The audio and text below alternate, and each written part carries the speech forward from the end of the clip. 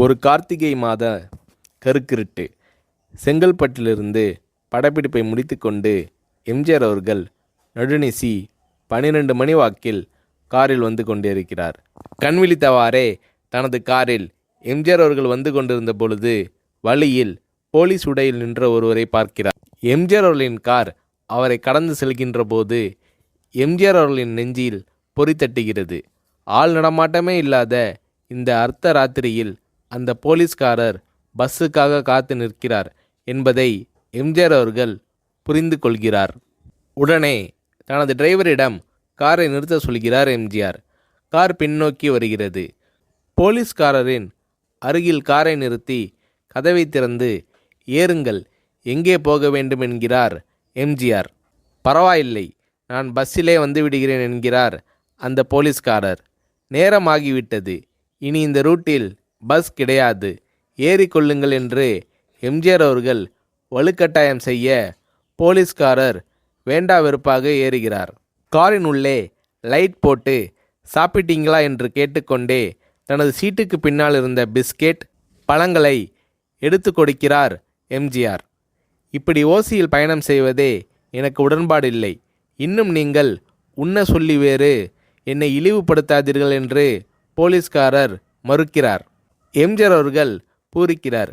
இருப்பவனிலிருந்து இல்லாதவன் வரை படித்து பதவியில் இருக்கும் எத்தனையோ பேர் எனக்கு அது வேண்டும் இது வேண்டும் என்று எம்ஜிஆர் அவர்களிடம் வேண்டியதை பெற்று செல்கிறார்கள். ஆனால் சாதாரண பொறுப்பில் இருக்கும் இந்த போலீஸ்காரரின் நேர்மை எம்ஜிஆர் அவர்களை மெய்சிலிர்க்க வைத்துவிட்டது. எம்ஜிஆர் அவர்களின் கார் கத தூரத்தில் வந்து கொண்டிருந்தாலும் காரின் நிறத்தையும் ஒளியையும் மனம் கமலும் ஓடிக்கான் வாசனையையும் வைத்து இது எம்ஜிஆர் அவர்களின் கார் என்றும் கார் சென்ற தடத்தை தொட்டு வணங்குகின்ற அளவுக்கு புகழுடன் திகழ்ந்த நேரம் அது. அரை மணி நேரம் கார் சென்று கொண்டிருக்கிறது.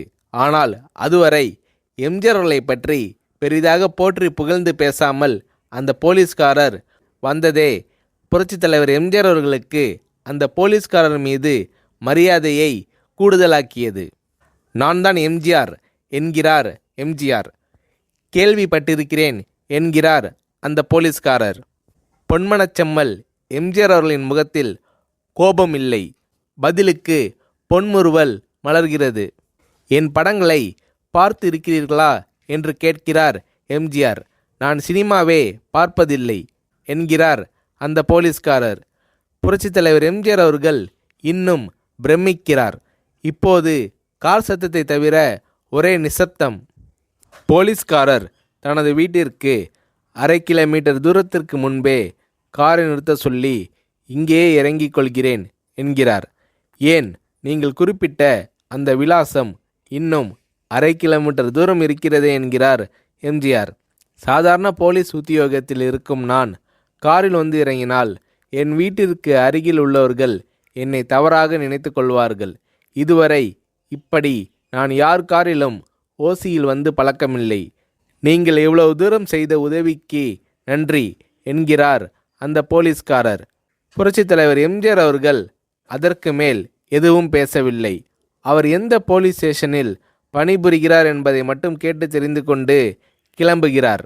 அடுத்த நாள் செங்கல்பட்டு போலீஸ் ஸ்டேஷனுக்கு ஃபோன் செய்து நான் எம்ஜிஆர் பேசுகிறேன் என்கிறார் எம்ஜிஆர். ஃபோனை எடுத்த டிஎஸ்பி உதறலோடும் உற்சாகத்தோடும் தலைவரே வணக்கம் என்கிறார். இரவு சந்தித்த போலீஸ்காரரை பற்றி விசாரிக்கிறார் எம்ஜிஆர். அந்த டிஎஸ்பி சொல்கிறார், நீங்கள் குறிப்பிடும் அவர் இன்று விடுப்பில் இருக்கிறார். அவர் கையூட்டு வாங்காதவர், கடமை தவறாதவர், காவல்துறையின் நேர்மைக்கு இவரே இலக்கணம். வெற்றிலை பாக்கு, பீடி, சிகரெட் போன்ற போதை வஸ்துக்கள், நாடகம், சினிமா போன்ற பொழுதுபோக்கு அம்சங்களையெல்லாம் இவர் அறியாதவர். கல்யாண வயதில் உள்ள 3 பெண்களையும் கரை சேர்க்க முடியாமல் கஷ்டத்தில் இருக்கிறார் என்கின்ற விபரம் டிஎஸ்பியால் எம்ஜிஆர் அவர்களுக்கு சொல்லப்படுகிறது. அவரை நாளை என் தோட்டத்திற்கு வர சொல்லுங்கள் என்கிறார் எம்ஜிஆர். கேட்டுக்கொண்ட டிஎஸ்பி உங்களோடு ஃபோனில் ஆளுக்கு ஒரு வார்த்தை பேச இன்ஸ்பெக்டர், சப் இன்ஸ்பெக்டர் உட்பட எல்லோரும் ஆசைப்படுகிறார்கள். ஃபோனை அவர்களிடம் கொடுக்கலாமா என்கிறார். எம்ஜிஆர் அவர்கள் கொடுங்கள் என்கிறார். பேசுகிறார். அந்த போலீஸ் ஸ்டேஷனே புண்ணியம் பெற்றதாக மகிழ்ச்சி அடைகிறார்கள் அந்த போலீஸ்காரர்கள். மறுநாள் அந்த போலீஸ்காரர் ராமவரம் தோட்டத்திற்கு அழைத்து வரப்படுகிறார். அவரிடம் பேப்பரில் மடித்த பெரிய பணக்கட்டை கொடுத்து, இதை வைத்து உங்கள் பெண்களின் கல்யாணத்தை நடத்துங்கள் என்கிறார் எம்ஜிஆர். போலீஸ்காரர் மறுக்கிறார்.